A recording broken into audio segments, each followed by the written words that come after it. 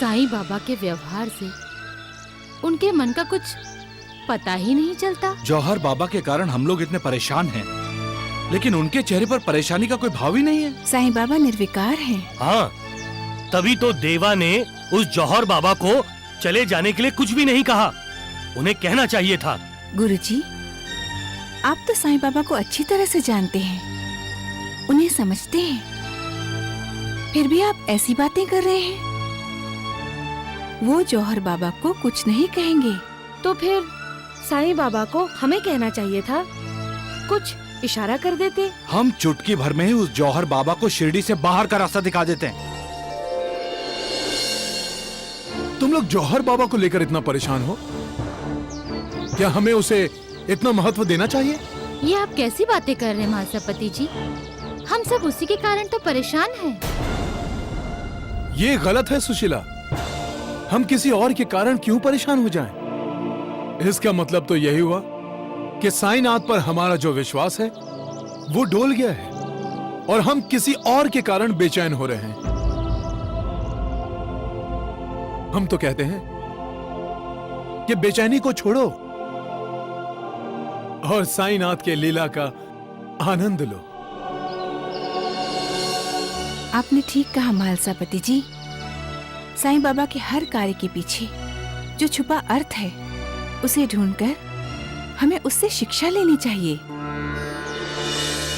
हो सकता है साईं बाबा हमें जौहर बाबा के माध्यम से कुछ साक्षात्कार कराना चाहते हो। साईं बाबा पर हमारी अटूट श्रद्धा है। बेचैन होना स्वाभाविक है, पर उनके द्वारा दिए हुए उपदेश को हमें भूलना नहीं चाहिए। क्या है उनका उपदेश? श्रद्धा और सबूरी। माँ जी ठीक कह रही हैं। हमें सब्र करना चाहिए, क्योंकि सब्र धैर्य का ही दूसरा नाम है। इंसान धैर्यवान कब बनता है? जब उसका मालिक पर भरोसा होता है, विश्वास होता है तब। और विश्वास कब होता है? जब वो तन मन से मालिक की भक्ति करता है। ऐसे इंसान का धैर्य कभी भी किसी भी परिस्थिति में न डगमगाता है और न डोलता है, क्योंकि मालिक की दुआ हमेशा उसके साथ होती है। क्यों देखा? साईं की आरती उतारने वाले लोग अब जौहर बाबा में दिलचस्पी दिखा रहे हैं। ऐसा इंसान मालिक पर ही निर्भर करता है। उसका यही मानना होता है कि जो कुछ भी हो रहा है सब मालिक ही तो कर रहा है। फिर मैं फिक्र क्यों करूं? मेरी फिक्र, मेरी चिंता सब मालिक को है। भक्ति ही भक्त को भगवान बना देती है, और सत्य को झूठा आज तक कोई नहीं कर पाया है। इसलिए भक्ति में वो शक्ति है जो असंभव को भी संभव बना देती है। मालिक, आप सबका कल्याण करें। गुरुदेव संत जौहर बाबा की जय। गुरुदेव संत जौहर बाबा की जय। गुरुदेव संत जौहर बाबा की जय। गुरुदेव संत जौहर बाबा की जय। गुरुदेव संत जौहर बाबा की जय। गुरुदेव संत जौहर बाबा की। नूरबा जी, इसमें बेचैन होने की कौन सी बात है? शिरडी वालों को अच्छी बातें सुनने को मिल रही हैं। भाग्यशाली हैं शिरडी के लोग। परंतु बाबा, कथनी और करनी में फर्क नहीं होना चाहिए ना? दूसरों को उपदेश देना एक बात है बाबा, और उस उपदेश पर स्वयं चलना दूसरी बात। तुम्हारी बातों में सच्चाई है बहन। साथ ही इसमें भी सच्चाई है कि भक्ति में शक्ति है। भक्ति के सामने मालिक झुकता है, ये भी सत्य है, क्योंकि भक्ति एक तपस्या है, कठोर तपस्या। जो कोई भी ऐसी तपस्या करता है वो अंदर से और बाहर से दिव्य हो जाता है। भक्ति उसे तेज प्रदान करती है और उस तेज के सामने हर कोई नतमस्तक हो जाता है। जैसे कर्मों का फल हमें मिलता है, उसी तरह तपस्या का भी फल मिलता है ना सक्कू भाई? तप से शरीर तपता है और उस ताप से शरीर में जो विकार होते हैं वो जल जाते हैं। इंसान जब निर्विकार होता है और निर्विकार के साथ उसका नाता जुड़ जाता है, वो हर इंसान को मालिक के करीब ले जाने का प्रयास करता है। जैसे उसे परमात्मा का साक्षात्कार होता है, वैसा साक्षात्कार औरों को कराने का प्रयास करता है। वो हर इंसान में निर्विकार का तेज ढूंढना चाहता है, हर इंसान में भक्ति की ज्योति जलाना चाहता है बहन। इसलिए कोई आए कोई जाए। गुरुदेव संत जौहर बाबा की। नूरबा जी, इसमें बेचैन होने की कौन सी बात है? शिरडी वालों को अच्छी बातें सुनने को मिल रही हैं। भाग्यशाली हैं शिरडी के लोग। परंतु बाबा, कथनी और करनी में फर्क नहीं होना चाहिए ना? दूसरों को उपदेश देना एक बात है बाबा, और उस उपदेश पर स्वयं चलना दूसरी बात। तुम्हारी बातों में सच्चाई है बहन। साथ ही इसमें भी सच्चाई है कि भक्ति में शक्ति है। भक्ति के सामने मालिक झुकता है, ये भी सत्य है, क्योंकि भक्ति एक तपस्या है, कठोर तपस्या। जो कोई भी ऐसी तपस्या करता है वो अंदर से और बाहर से दिव्य हो जाता है। भक्ति उसे तेज प्रदान करती है और उस तेज के सामने हर कोई नतमस्तक हो जाता है। जैसे कर्मों का फल हमें मिलता है, उसी तरह तपस्या का भी फल मिलता है ना सक्कू भाई? तप से शरीर तपता है और उस ताप से शरीर में जो विकार होते हैं वो जल जाते हैं। इंसान जब निर्विकार होता है और निर्विकार के साथ उसका नाता जुड़ जाता है, वो हर इंसान को मालिक के करीब ले जाने का प्रयास करता है। जैसे उसे परमात्मा का साक्षात्कार होता है, वैसा साक्षात्कार औरों को कराने का प्रयास करता है। वो हर इंसान में निर्विकार का तेज ढूंढना चाहता है, हर इंसान में भक्ति की ज्योति जलाना चाहता है बहन। इसलिए कोई आए कोई जाए, विचलित नहीं होना चाहिए। परिवर्तन सृष्टि का नियम है। जो आया है वो जाने वाला है, फिर दुख किस बात का? जो आज है शायद वो कल नहीं रहेगा, रहेगा वो केवल मालिक। क्योंकि वो कल भी था, आज भी है और आने वाले कल में भी रहेगा। उसका ना आदि है ना अंत, सबका मालिक एक।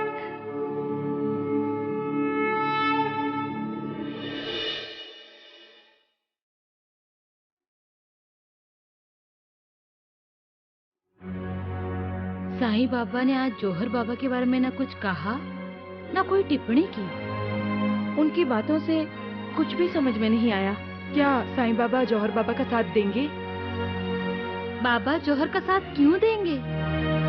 जौहर बाबा के साथ द्वारकानाथ जैसे ढोंगी जो खड़े हैं, जो साईं बाबा के साथ बिना कारण दुश्मनी करते रहते हैं। उसी ने तो जौहर बाबा को शिरडी बुलाया है। सबकी जड़िए द्वारका ही है गुरुजी। लेकिन तुम कुछ नहीं कहोगे सगुन? कुछ नहीं तो क्या हम हाथ पे हाथ धरे बैठे रहे गुरुजी? सगुन भाऊ ठीक ही तो कह रहे हैं गुरुदेव। वो द्वारिकानाथ हमेशा कुछ न कुछ षड्यंत्र रचता ही रहता है और हम सब खामोश दर्शक बने रहते हैं। साईं बाबा भी द्वारिकानाथ को दोष नहीं देते हैं सगुन जी। बाबा परमेश्वर है राधाबाई, हमारे परमेश्वर, और कोई हमारे परमेश्वर की निंदा करे और हम चुप बैठे रहें तो तुम क्या करोगे सगुन? करोगे क्या? मैं उस द्वारका नाथ को उसकी 7 पीढ़ियों के दर्शन कराना चाहता हूँ जो नरक में गई हैं।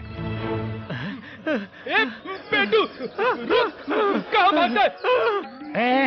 अरे पैर ठीक से दबा, धुंधला हंस मत। मैं हंस नहीं रहा हूँ वैद जी।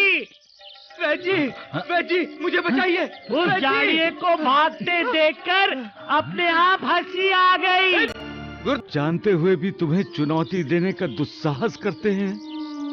क्यों झूठ बोलते हैं? क्यों झूठा व्यवहार करते हैं? क्यों झूठ की तरफ खिंच चले जाते हैं?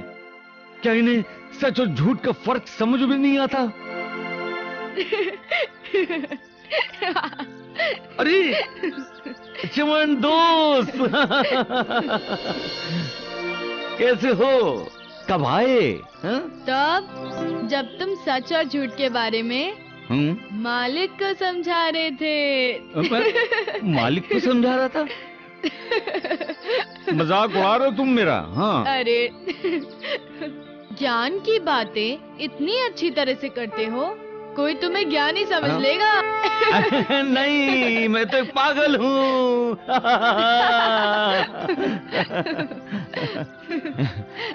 ऐसी नौटंकी करनी पड़ती है दोस्त। मेरा पागलपन सिर्फ तुम जानते हो, बाकी कोई नहीं। अरे दोस्त वो देखो, कैसे एक पागल दूसरे पागल का पीछा कर रहा है। मालिक, ये दुनिया पागलों से ही भरी पड़ी है। यहाँ पर हर कोई पागलपन करता है। कोई पैसों के लिए पागलपन करता है, तो कोई जमीन जायदाद के लिए पागलपन करता है, कोई घर द्वार बीवी बच्चों के लिए पागलपन करता है, और कोई सब कुछ छोड़कर भगवान की भक्ति के लिए पागलपन करता है। यहाँ सब पागल हैं, सब पागल हैं। पागल ही पागल।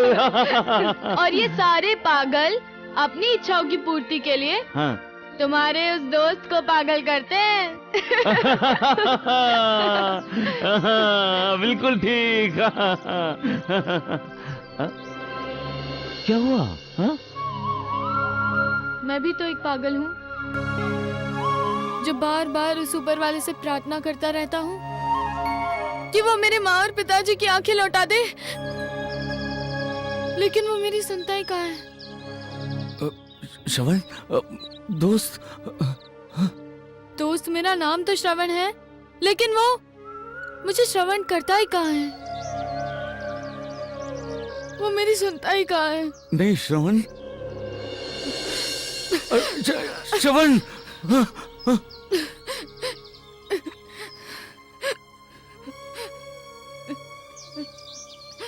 दोस्त, श्रवण सबका मालिक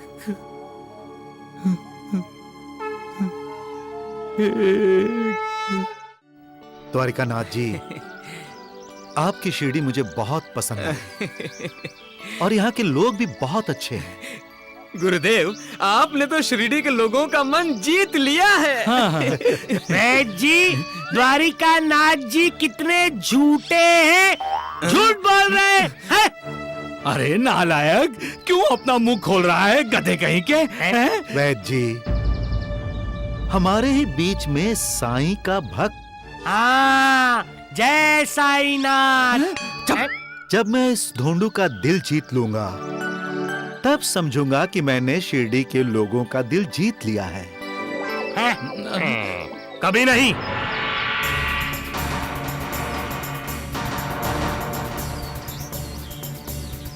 तुम शिरडी के लोगों का मन कभी नहीं जीत सकते।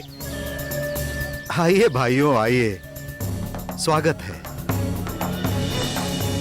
हमारी शिरडी में हमारा ही स्वागत कर रहे हैं आप? ए हैदराबादी, शिरडी कब से तेरी हो गई है? अरे हो जाएगी, हो जाएगी। जब तुम जैसे षड्यंत्रकारियों को मक्खी की तरह इस शिरडी से निकालकर बाहर फेंक दिया जाएगा। अरे अरे, आप लोग तो अचानक झगड़े पर उतर आए हैं। झगड़ा तो ये ढोंगी पाखंडी करता है। ये द्वारिकानाथ इस शिरडी के लिए एक बीमारी है। इसे और इसके तुम जैसे साथियों को इस शिरडी से बाहर भगाना ही होगा। कौन है ये लोग? अरे इन्हें प्रणाम करो, साईं बाबा के भक्त हैं ये। अरे चुप कर। और हम सब आपको ये विनती करने आए हैं कि शिरडी अशांत हो, उससे पहले आप यहाँ से चले जाइए। ए बुढ़िया, ए द्वारका, तुम जब मुंह खोलते हो ना तब पता चलता है कि तुम पर किए गए तुम्हारे माँ बाप के संस्कार अधूरे रह गए। अरे सत्य वचन कह रहे हो। अरे नालायक, अब मेरे वचन सुन ले। अब तूने अपने दांत दिखाए ना तो सबके सब दांत तोड़ डालूंगा, समझे? अपने आप को साईं बाबा का भक्त कहते हो ना, परंतु लग ऐसा रहा है कि साईं बाबा ने तुम पर कोई संस्कार किए ही नहीं। ए बाबा जी, हम साईं बाबा के विरुद्ध एक शब्द भी सुनना नहीं चाहते, समझे?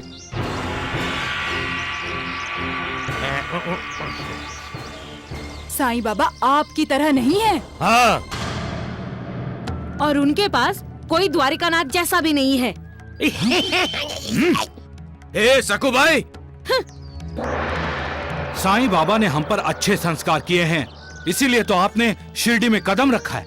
बस बस, बहुत हो गया। साईं बाबा के भक्त हो तो जाकर पूछो साईं से कि वो खुद किसका भक्त है।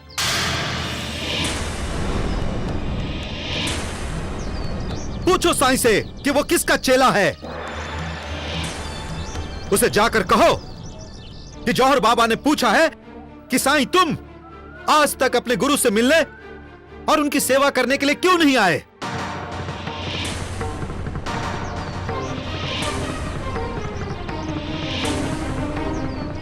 गुरु,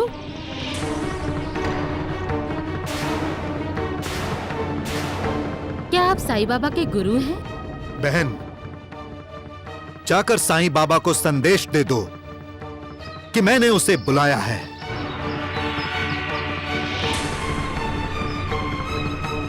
साईं बाबा से कह दो कि यह उसके गुरु की आज्ञा है और आज्ञा का पालन हो।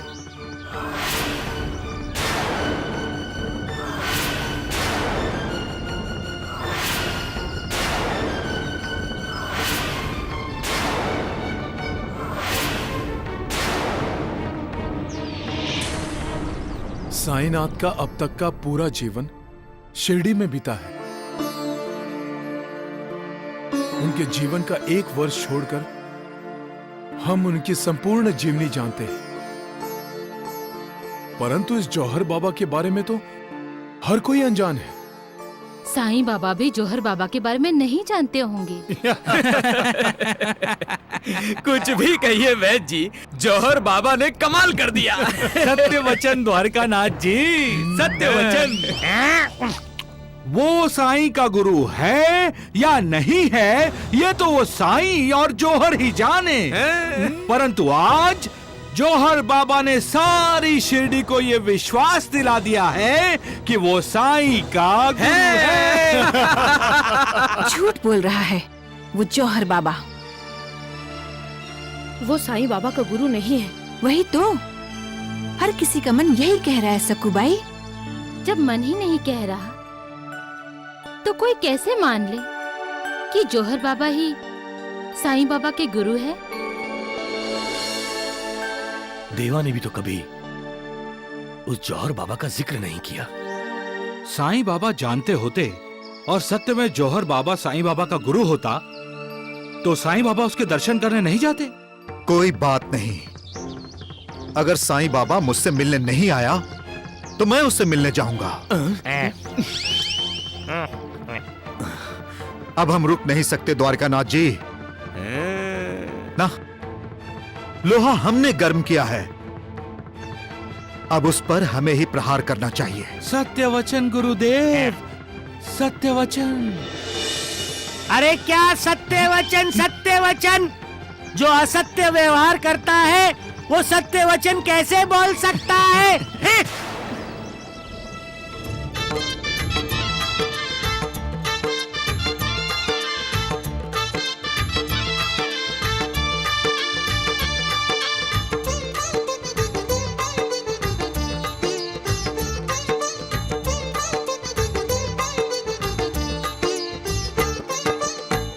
ज्योत जलाओ मिलकर गाओ, ज्योत जलाओ मिलकर गाओ, साईं की महिमा, साईं की महिमा, साईं की महिमा। ज्योत जलाओ मिलकर गाओ, ज्योत जलाओ मिलकर गाओ, साईं की महिमा, साईं की महिमा, साईं की महिमा। ज्योत जलाओ मिलकर गाओ।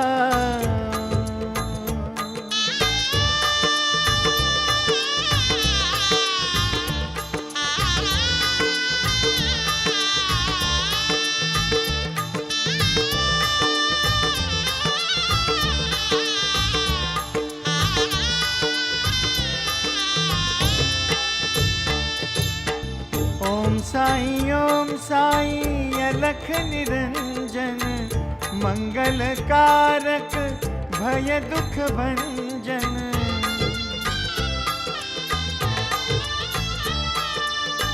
ओम साईं महासुखदायक, बल बुद्धि और विद्या प्रदायक, श्रद्धा जगाओ मिलकर गाओ, श्रद्धा जगाओ मिलकर गाओ, साईं की महिमा, साईं की महिमा। ज्योत जलाओ मिलकर गाओ।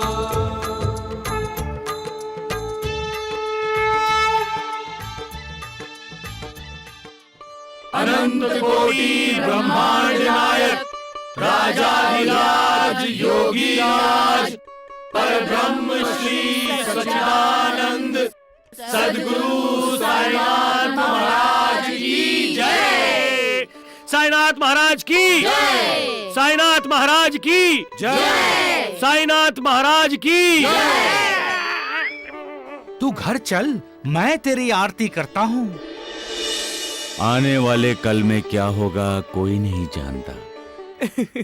आने वाले कल में क्या होगा इसे क्या पता है। आज ही अपनी आरती उतरवा रहा है, कल से जौहर की उतारनी पड़ेगी। अगले पल क्या होने वाला है कहाँ जानते हैं हम। यही तो जिंदगी जीने का मजा है। अगला पल निश्चित नहीं है क्या होगा, इसलिए जिंदगी को नाटक कहा जाता है। इंसान की जिंदगी के रंगमंच पर कई पात्र आते हैं जाते हैं, हंसते हैं रोते हैं। कुछ चरित्र हम भूल जाते हैं और कुछ भूलना चाहते हुए भी नहीं भूल सकते, वो यादगार बन जाते हैं। अपने जिंदगी रूपी नाटक का नायक इंसान खुद है, लेकिन नायिका कौन है? यही अनिश्चितता है। ये अनिश्चितता ही इंसान को सतर्क रखती है। अचानक कुछ हो जाता है और जिंदगी में उथल पुथल मच जाती है। अब इसकी जिंदगी में उथल पुथल मचने वाली है। ना चाहते हुए भी इंसान को कुछ लोगों का, कुछ घटनाओं को स्वीकार करना पड़ता है। मैं पूछता हूं, क्या निश्चितता के कारण कोई जीना छोड़ देता है? नहीं, हर कोई अपने अपने तरीके से जिंदगी जीता है, लेकिन जो अपना धैर्य नहीं खोता, जो मालिक पर विश्वास रखता है और जिंदगी में अचानक आए तूफान का सामना करते हुए तूफान पर सवार हो जाता है, वो जिंदगी जीता ही नहीं, जिंदगी को जीत भी लेता है। इसलिए धैर्य धारण करो, क्योंकि धैर्य ही शौर्य को जन्म देता है। कल क्या होने वाला है कोई नहीं जानता है। हो सकता है कल आरती करने का मौका ही ना मिले। सबका मालिक एक।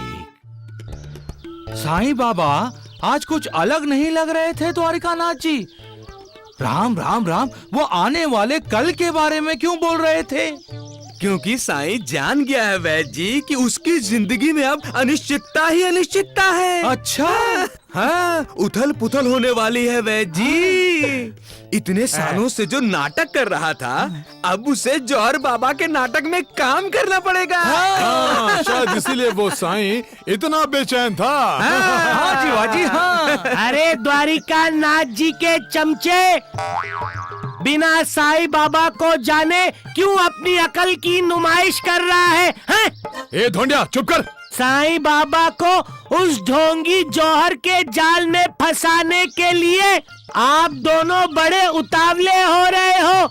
इस बात का भी ध्यान नहीं कि साईं बाबा सब जान गए। कुछ समझे? कल क्या होगा ये साईं बाबा जानता है, पर इस समय तेरे साथ क्या होगा ये ना साईं बाबा जानता है और ना तू जानता है। क्यों वैद्य जी? है क्या होगा? ये होगा। नालायक कहेंगे।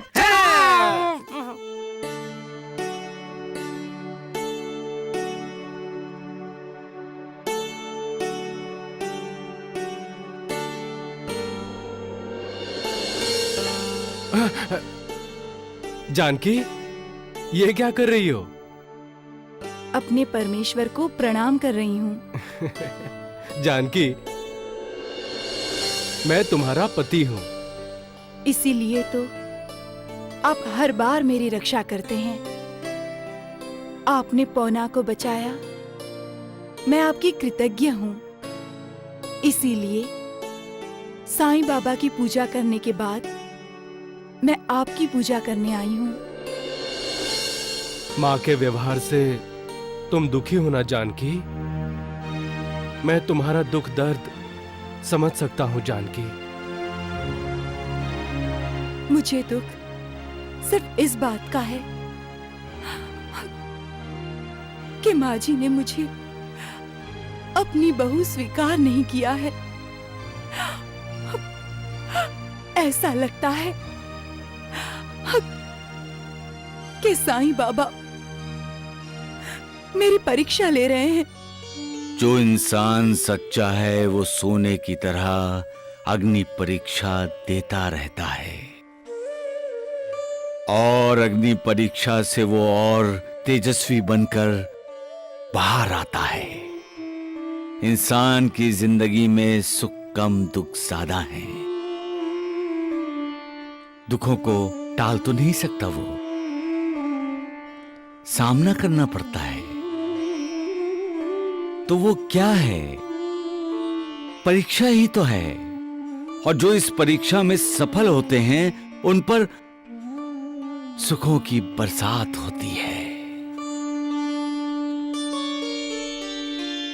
सबका मालिक एक। शिव, आज साईनाथ मुझे गंभीर लगे। अचानक उन्होंने आने वाले कल की बात करके मन को बेचैन कर दिया है। क्या होगा उनके मन में? क्या कहना चाहते थे वो? हमेशा गुड़ बातें करते हैं बाबा। और कभी कभी तो उनकी गुड़ बातें बिल्कुल भी समझ में नहीं आती। अनिश्चितता की बात करके देवा ने हमें अनिश्चितता की खाई में फेंक दिया है। जरूर कुछ होने वाला है सुशीला, और वो भी आने वाले कल में। शिव, मैं बहुत घबरा गया हूं। साईनाथ के बातों ने मुझे अस्वस्थ कर दिया है। पता नहीं कल क्या होने वाला है। सुशीला, ऐसा लगता है कि कल का दिन ना है। चिंता चिंता चिंता, सबके चेहरों पर चिंता। इस संसार में चिंता से ही इंसान दुखी होता है, क्योंकि चिंता दुख की जननी है। जो इस रहस्य को जानता है वो कभी दुखी नहीं होता। फिर तुम लोग चिंता में क्यों डूबे हो? बाबा, मालिक पर विश्वास करो, उस पर श्रद्धा रखो, उस पर अपनी सारी चिंता उस पर छोड़ दो। याद रखो, जितना बड़ा तुम्हारा अहंकार होगा उतनी बड़ी तुम्हारी चिंता होगी। ये मेरा है, वो मेरा है, जब तक ये भावना दिल में जागती रहेगी तुम फिक्रमंद रहोगे ही रहोगे। अहंकार त्याग दो, उस मालिक पर निर्भर रहो। उसे जो करना है करने दो, उस पर संशय शक की उंगली मत उठाओ।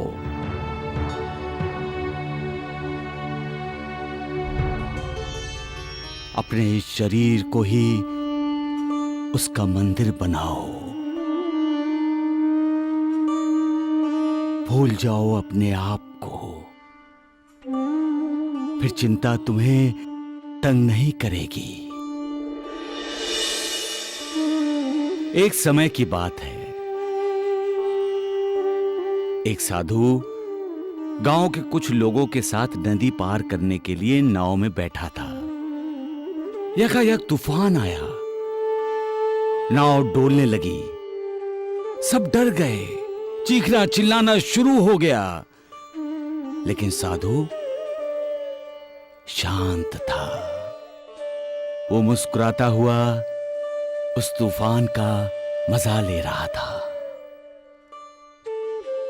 सब लोग उसे देखकर हैरान थे। एक ने तो पूछ ही लिया, यहां जिंदगी खतरे में है और आप हंस रहे हैं? साधु बोला, अगर हम रोएं तो क्या जिंदगी बच जाएगी? सभी चुप हो गए। एक बोला, कमाल करते हैं आप, हम डूबने वाले हैं। साधु ने कहा, अगर ईश्वर यही चाहता है तो ही हम डूबेंगे, वरना नहीं, क्योंकि इस दुनिया में उसने हमें भेजा है। हम अपनी मर्जी से नहीं आए हैं, अब जाएंगे तो उसी की मर्जी से। सभी चुप हो गए। तब साधु ने कहा, कर्ता करने वाला वही है, फिर हम चिंता क्यों करें? उस पर विश्वास करो, वो कभी किसी का बुरा नहीं करता, और वो जो करता है उसके पीछे भी सबका भला छिपा होता है।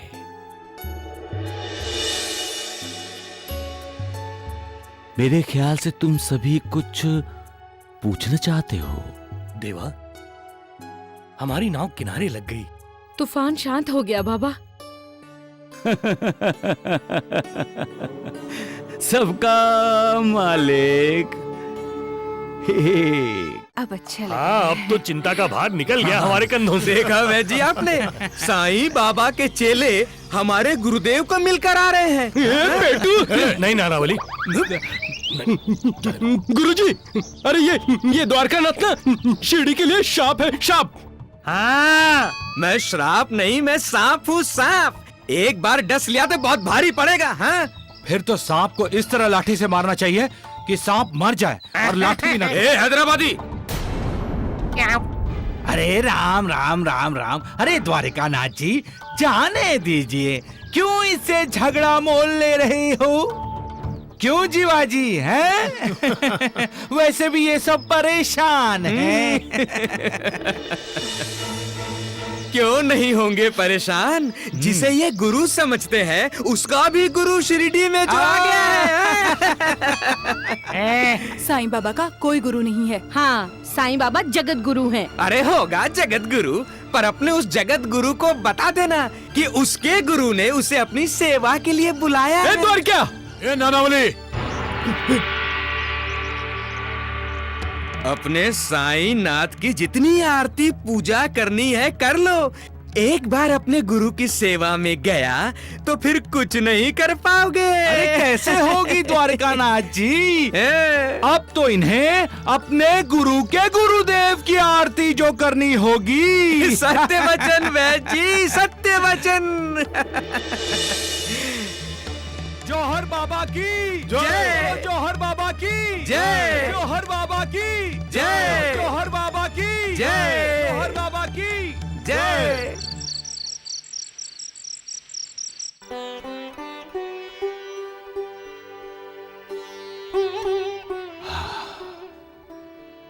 श्यामा जी, देखा, दीप के जलते ही पूरी द्वारका माई रोशनी से जगमगा उठी। ये दीप भी बड़े दिल वाला है, स्वयं जलकर दूसरों को रोशनी देता है। उसी प्रकार से जिस इंसान का विशाल मन होता है, असल में अमीर वही होता है। सिर्फ पैसा ही हो वो अमीर नहीं होता। वो पैसा किस काम का जो दूसरों के काम ना आ सके। अमीर वो है जिसके दिल में बड़ों के लिए आदर हो, और जिसके दिल में आदर नहीं वो कंगाल है। उसका पैसा, उसका धन सब बेकार है। जो संस्कारी है, विनम्र है, असहाय लोगों की सेवा के लिए हमेशा आगे रहता है, सच में अमीर वही है। और जिनमें ये तीनों गुण ना हो वो अहंकारी कहलाता है। और जहां अहंकार है, दरिद्रता वही है। वहीं दरिद्र नारायण वास करते हैं। अब तुम दोनों अपने अपने घर जाओ। बाबा, आज हम द्वारका माई में ही रहना चाहते हैं। नहीं सगुण, द्वारका माई में कोई नहीं रहेगा। जाओ जाओ तुम। लेकिन देवा, हम सिर्फ कल का सूरज उगने तक ही रहना चाहते हैं। लेकिन क्यों? होने को कोई नहीं टाल सकता है श्यामा। परंतु क्या होने वाला है देवा? अनहोनी। अनहोनी? तुम्हारे यहां रुकने से क्या होने वाला है? कुछ भी तो नहीं। सूर्योदय तो होगा ही, और जो होने जा रहा है वो भी होकर रहेगा। हम यात्रा पर निकलते हैं तब कई यात्री हमारे साथ होते हैं। फिर हर यात्री अपने अपने रास्ते पर चले जाते हैं। कुछ पल वो साथ रहते हैं, फिर बिखर जाते हैं। ये आप क्या कहना चाहते हैं देवा? क्योंकि हम सब यहाँ मुसाफिर ही तो हैं श्यामा। जिसका समय पहले खत्म होता है वो चला जाता है, और बाकी यात्रा करते रहते हैं, करते रहते हैं, यहां तक कि जो चला जाता है उसे भूल भी जाते हैं। देवा, आप ऐसी बातें करके फिर रुला रहे हैं। आप कहीं नहीं जाएंगे। अब तुम बच्चे नहीं हो श्यामा, इसलिए मुझे मिले हो। अरे जाने वाले को कौन रोक सकता है? हम आपको कहीं नहीं जाने देंगे बाबा। अगर आपको कहीं जाना है ना देवा, तो हम भी आपके साथ चलेंगे। हाँ हाँ। बड़े भोले हो तुम लोग। जाओ जाओ सगुण, जाओ। जैसा कल के सूर्योदय का तुम्हें इंतजार है, वैसा मुझे भी।